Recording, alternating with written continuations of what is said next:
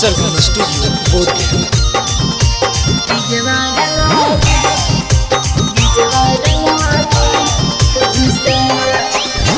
कैसन तोर कटला वाली जीजे रंगल कई चोली, कैसन तोर कटला वाली जीजे रंगल कई चोली। होलिया के मजा तोरा कैसा बुझाया है गे, होलिया के मजा तोरा कैसा बुझाया।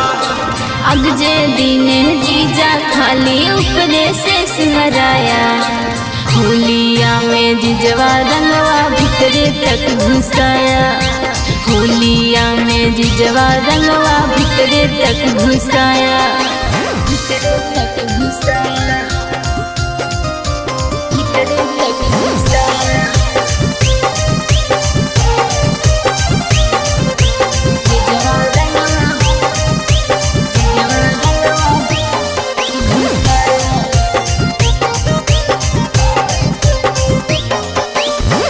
जान जाइता दिया छौड़ी कैसे छुपाई मिगे, हाँ दीदिया तो पूछते छौड़ा हम ना बताई रे।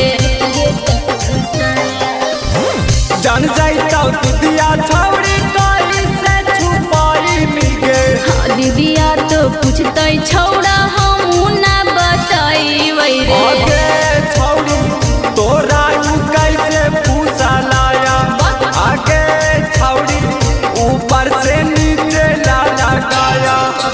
अग जे दिने जीजा खाली ऊपरे से सुहराया, होलिया में जिजवा रंगवा भीतरे तक घुसाया, होलिया में जिजवा रंगवा भीतरे तक घुसाया, भीतरे तक घुसाया,